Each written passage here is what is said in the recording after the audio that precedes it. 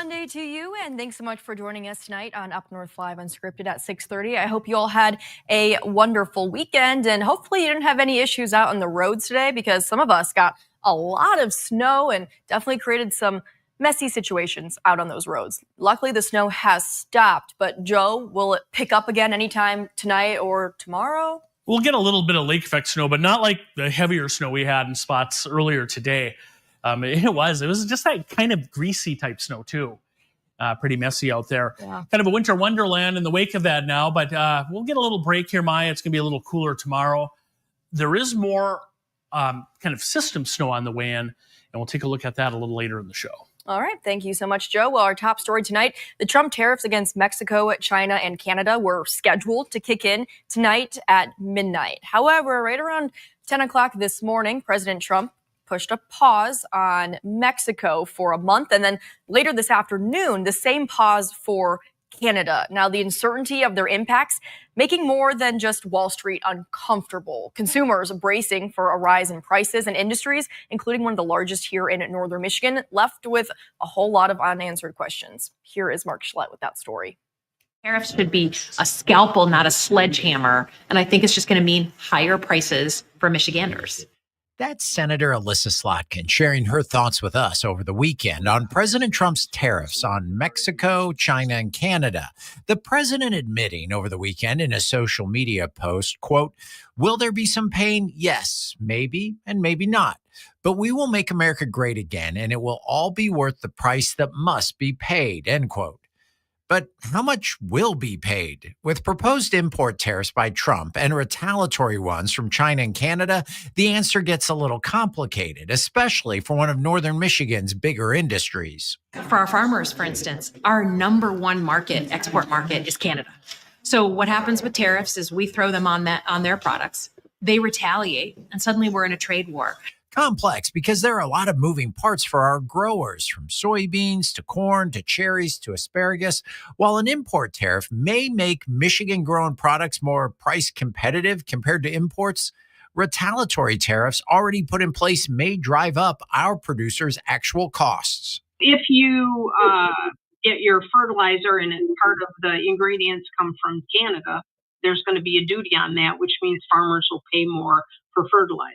Active ingredients, a lot of them crop protection products are made in China. Our local growers importing fertilizers, chemicals, and even some farm equipment needed to get their products to market may end up having to dig deeper into their own pockets. One of my growers said, I was buying a piece of equipment out of Ontario. That's going to have a 25% tariff on it. Tariffs typically raise prices. Eventually, the consumer pays for it. So it makes sense that an import tariff on Mexican and Canadian produce could make locally grown more price attractive to shoppers. That's a good thing for local growers. But the challenge for them, it's a global market. Importers normally don't just work with one country. So a broker may have Mexican asparagus and Peruvian asparagus. Well, there's no tariff on Peru.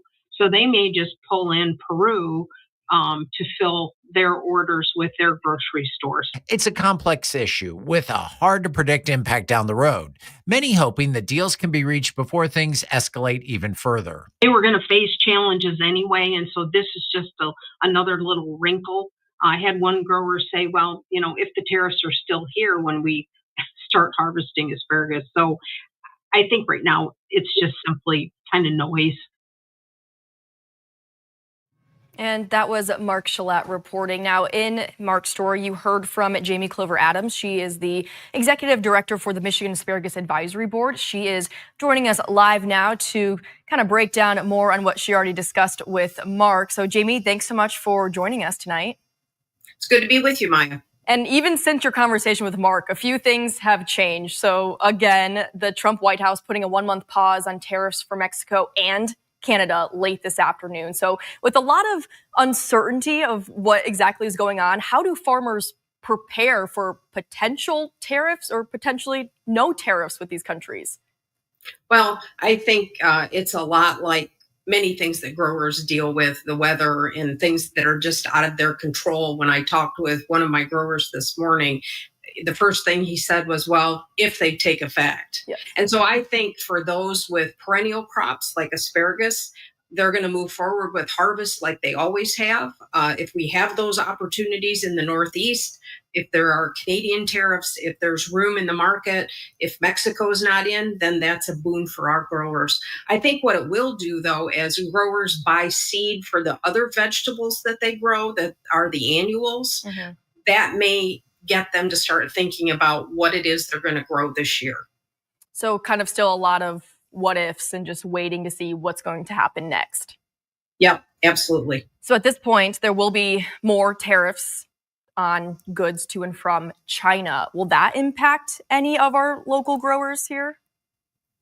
I don't believe, as far as vegetables that I deal with, it will, because our vegetables aren't exported. But if you are in a commodity that relies on exports for part of your market, that could play a role. I'm not sure right now how much, for example, tart cherries, the finished products go to China. I would presume that China would put retaliatory tariffs on. And so that's not good for growers. And again, if these tariffs between Mexico and Canada do move forward, it sounds like there could be some pros and some cons for local growers, because potentially some retailers that typically get their fruits and vegetables from, let's say, Canada, could then look to local growers. Correct. So asparagus particularly goes into the Northeast. What goes in is Canadian asparagus. So with the duty, ours may be a better bargain for retailers. And so, grocery stores like Hannaford and others up in the Northeast, they may decide to take Michigan asparagus. If you go south and kind of south and west, Missouri and that part of the country, there's sometimes Mexican asparagus. We might be able to get those markets, but a lot of the importers deal in more than one country. So it may be that those importers, if they have to pay the duty on Mexican asparagus, they may switch to Peru. I think you'd see the same thing with blueberries. We may have an opportunity if Canada has tariffs, if Mexico does, but you still have blueberries that come from Chile and Peru. And, so you really don't know. And then there's the whole, what's in the air, what the consumer will do. How are they going to respond to increased prices and uncertainty for them, and what's happening in other parts of the economy and what they decide to buy. I really think uncertainty is the key word with this entire story. So on the flip side, you mentioned to Mark in his story that this could have some negative consequences because maybe some local farms get different supplies and equipment from other countries. Yep. So again, asparagus, which I know the best, most of our seed comes from Ontario. We can buy equipment because they grow asparagus much like we do. So we buy equipment from their fertilizer, as well as the active ingredient and some chemicals comes from China. And so if there are additional duties on those could raise prices for growers. But really, honestly, the most important cost for growers is labor. And that doesn't have anything to do with tariffs. Right. But we really do need to get that cost under control. Right. And so what are the feelings, the emotions from different farmers that you work with? How are they feeling right now with all of this uncertainty? I think they're taking it in stride. It's February. I heard your newscaster talking about snow on the roads and over in Oceana County and other places where they grow fruits and vegetables.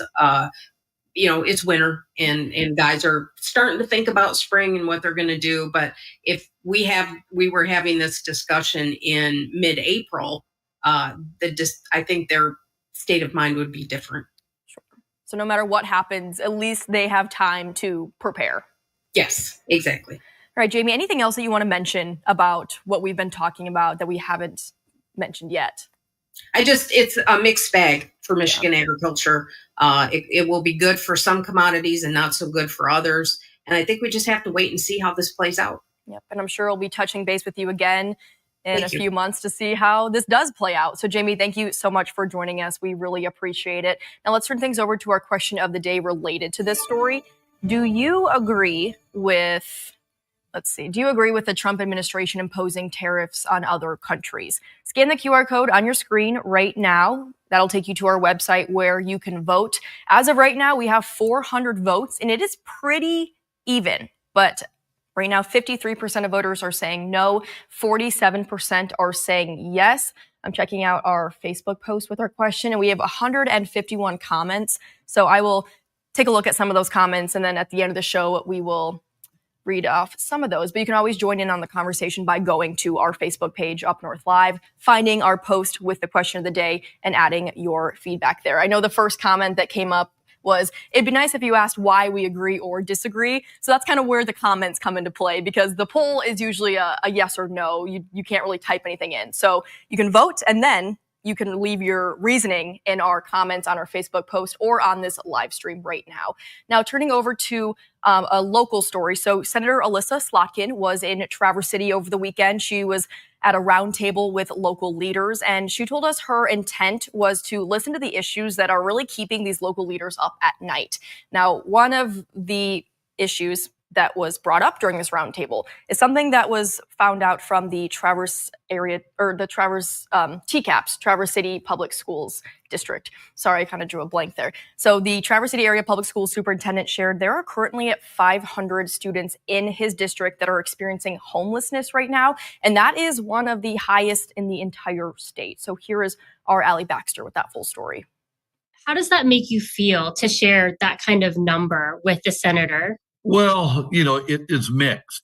We don't want to celebrate the fact that we have kids that, are needing basic life-sustaining items. And yet we feel we have an obligation to let our legislators, our community, others know. In a roundtable Saturday, TCAP Superintendent John Van Wagner shared a number he said many are surprised by.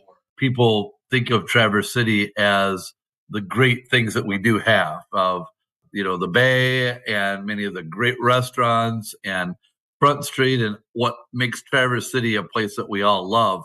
But the reality is that not everybody, lives in a situation, on the Bay or downtown. We have some rural poverty that we're facing and that some of our students are living in that I don't think people often associate with Traverse City and Traverse City area public schools. In a special report in May 2023, we shared there were 350 TCAP students experiencing homelessness.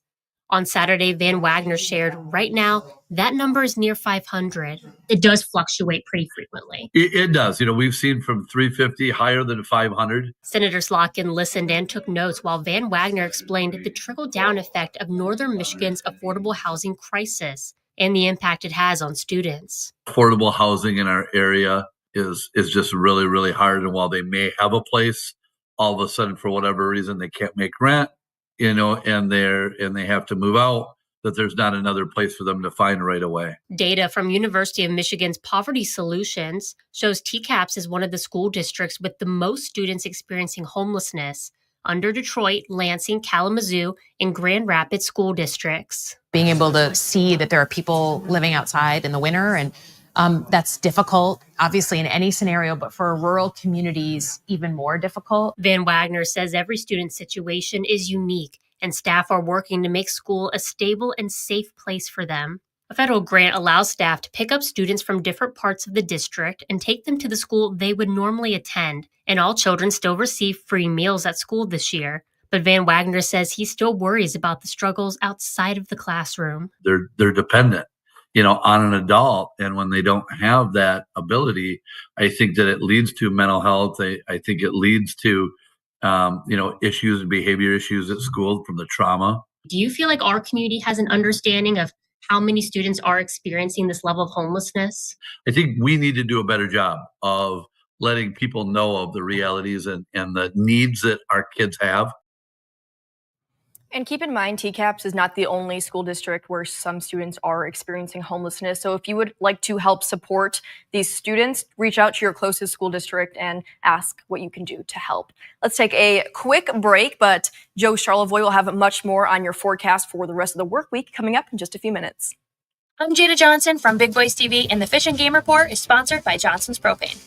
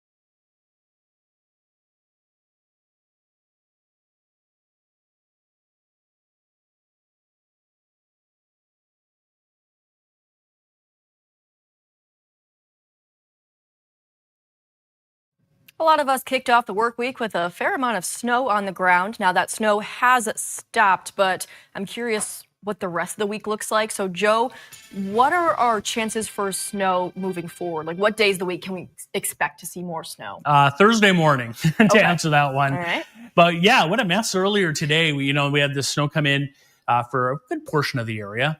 That is over with now. In fact, it's pretty quiet tonight. Yeah. Just kind of, I think people are cleaning up after some of the mess that we had.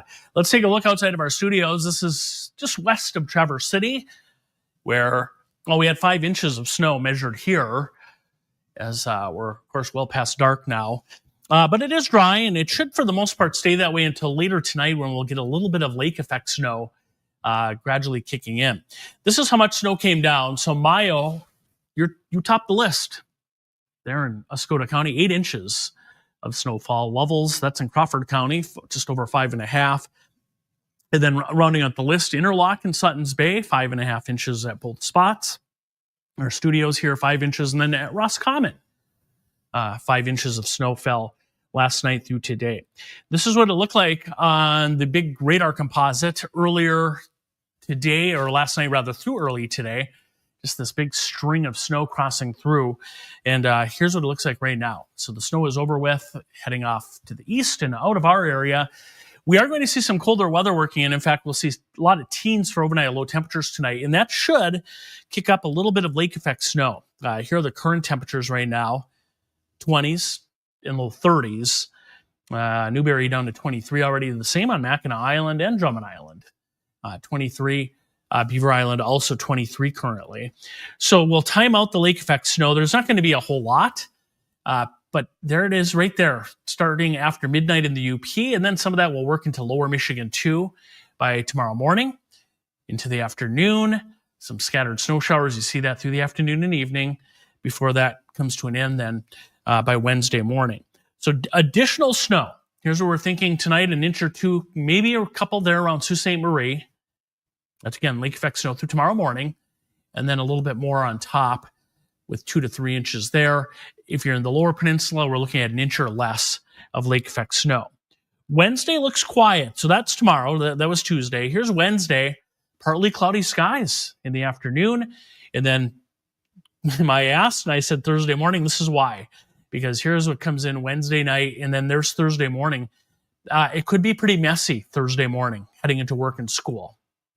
With kind of another scenario where the kind of wet, heavy type snow across the region, that'll then head out Thursday afternoon.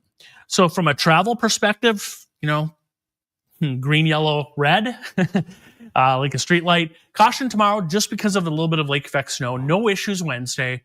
And then Thursday morning might even be more of a poor situation in the morning, but we should see things improving in the afternoon. There's your extended forecast. There's the snow Wednesday night, Thursday morning, and another chance for some snow later Saturday through Saturday night. Temperatures, Maya, no surprise for February, generally in the 20s. A little bit of sun peeking out. Here and there, yeah, especially on Wednesday. We'll take it. All right. Thanks, Joe. Let's take another quick commercial break, but we'll have much more on the latest sports scene down in Detroit coming up next.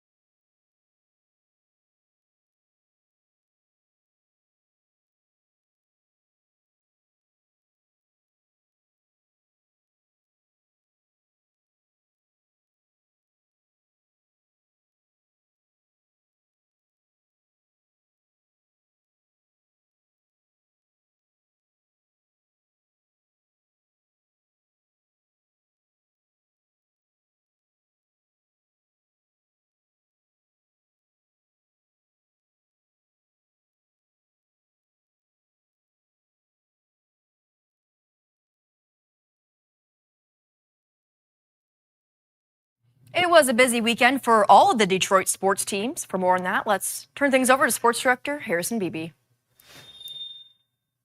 Hey, Maya, what a weekend to go down. A lot of sports to talk about. I was in Indianapolis, so I was kind of off the grid in the sports sense, but we're getting caught up now and a lot of good things to talk about from over the weekend. Let's start though with the Tigers, the one team that's not playing right now, signing Jack Flaherty. Really re-signing Jack Flaherty, a guy they traded at the trade deadline last July to the LA Dodgers. Well, he's coming back to Detroit after he sees how good the team did without him, ironically.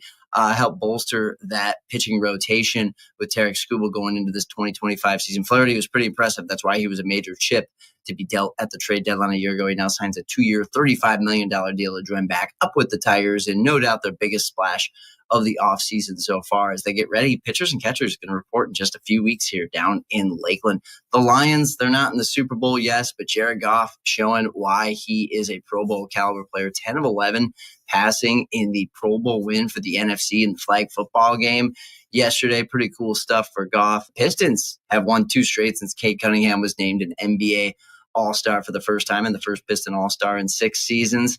And the Pistons hope to make it 3 in a row tonight as they host the Atlanta Hawks. Keep trying to move up in that East Division standings.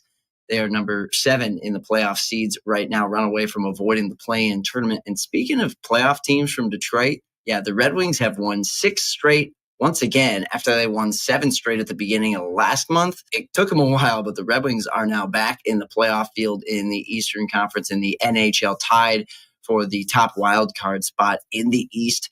Right now, the Wings looking very impressive under Todd McClellan. What a turnaround this team has had since the start of this season, wrapping up the year 2024, now into 2025, where they've had these 2 win streaks at 7 and 6 games apiece. The Wings will look to make it another 7-game win streak tomorrow night as they take on the Seattle Kraken in the final game of a road trip. That'll do it for your look at unscripted sports. Back to you, Maya. Thank you, Harrison. An exciting time for Detroit sports indeed. All right, let's take one more quick break, but coming up next, we will take a look at the live results for a question of the day and a few of your comments. Stay with us.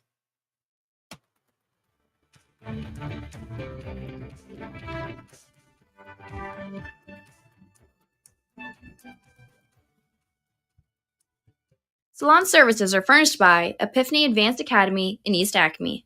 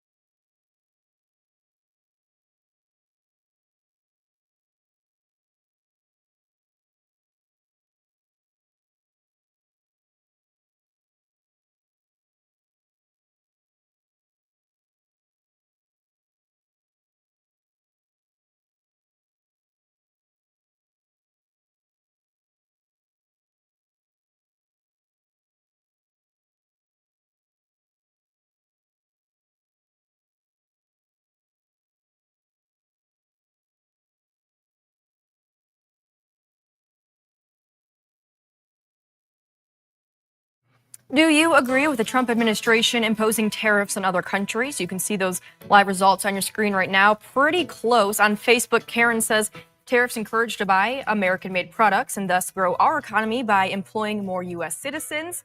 Michael says, I do not support the Trump administration's decision to impose the tariffs. While the intention may be to protect American industries, history has shown that tariffs often lead to higher costs for consumers, strain international trade relationships, and trigger retaliatory measures. So many more comments on our Facebook page. Head there right now to read them all. But that'll do it for Unscripted tonight. Thanks so much for joining us. We'll see you back here at 11 o'clock.